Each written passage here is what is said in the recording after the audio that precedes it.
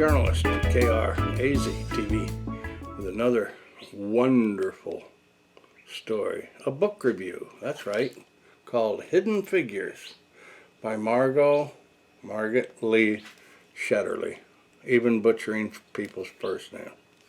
Well, this is, during World War II, America's fledgling aeronautics industry hired female black mathematicians to fill a labor shortage. These human computers stayed on to work for NASA and made sure America won the space race. They fought for their country's future and for their share of the American dream.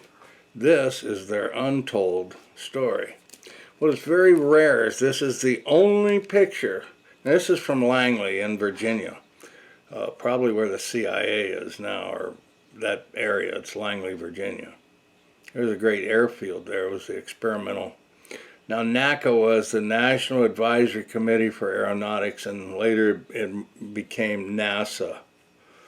So, this is her picture. The picture is by Aaron Shetterly. So, maybe her husband, I don't know, or whoever Aaron is.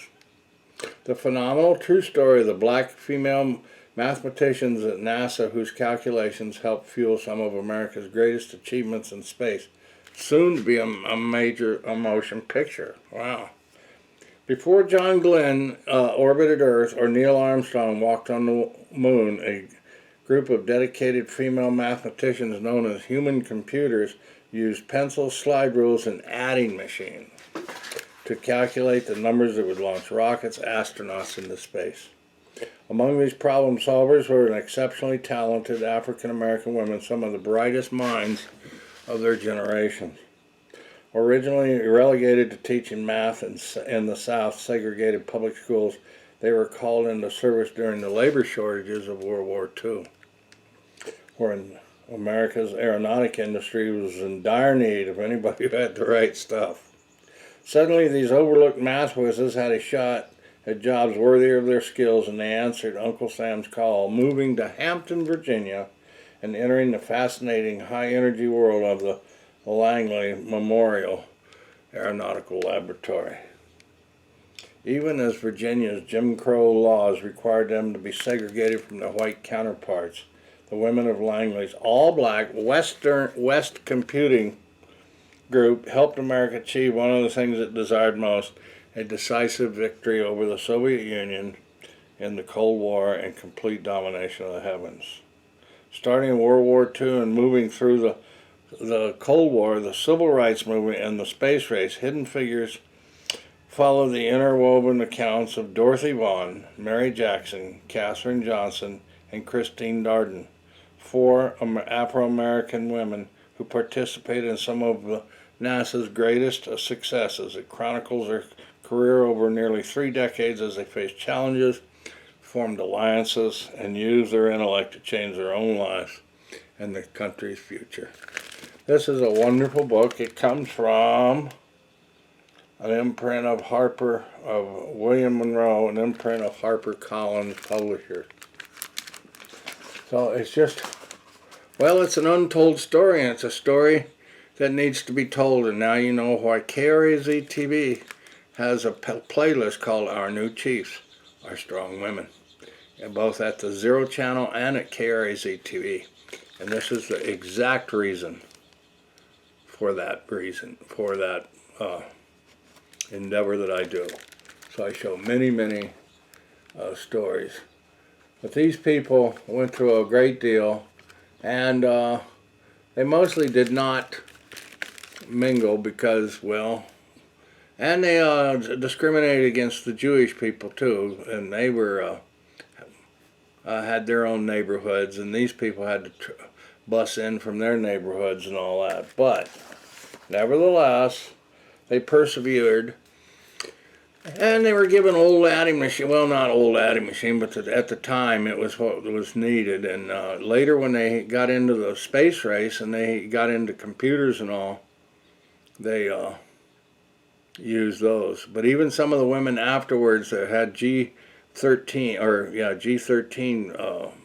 employee ratings with the government were demoted to G11 and all that, so that they could help head divisions like the female professionals and all of that. So they helped other women, but and some of them went back to their desk and found that they weren't given computers; they were given the old calculators and all. An interesting story. I think it was Katherine Johnson.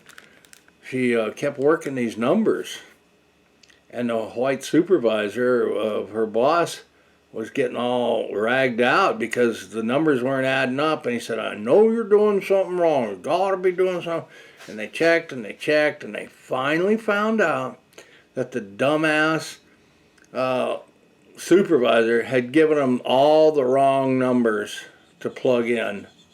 And they had just done the standard calculations and trigonometries and all. But the guy never apologized for his stupidity, and yet had to blame somebody else. And who better than one of your mathematicians? These women actually went out and became engineers. I mean, they went back to school and got their PhDs and became engineers, and yet they still weren't given the big credit until many years later, of course. Obama has given out, and Clinton, the Presidential Medal of Freedom, the highest honor awarded to a civilian. So there were many things that she met Dr. Martin Luther King and Dr. Abernathy and all. Margot Lee Shetterly is a writer who grew up in Hampton, Virginia, where she knew many of the women in Hidden Figures. She is an Alfred P. Sloan Foundation Fellow and recipient of a Virginia Foundation for the Humanities grant for her research into the history of women in computing. She lives in Charlottesville, Virginia. So get this book like we did at the Tucson or Pima County Public Library here in Tucson and learn more about it. You know, John Glenn says, when he got all ready to go, because Shepard went up as a suborbital, but Glenn was the first. Now, he was actually supposed to do 7 orbits, but he only did 3 because things were shimmying and shaking up there, so he said, better get down. But he said if these gals had done their work, he said, I trust their work, and if they say it's a go, I'm willing to lay my life on the line because they are right. But here's another little side note. It's a rant. It's something that I'm putting out here that I never knew, and I should have told in this book. They had it figured out that if John Glenn somehow was killed in the space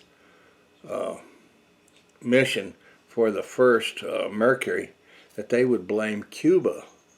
That's right, blame Cuba and have a reason to attack Fidel Castro. Can you imagine how stupid they are? What fools. Shame on you. Well, anyway, enough of my rant. Get the book, and this is the only photograph of these gals at Langley. They're very great Americans, and I salute you. Thank you, and keep watching KRAZ TV, and watch all of our book reviews at the Zero Channel and KRAZ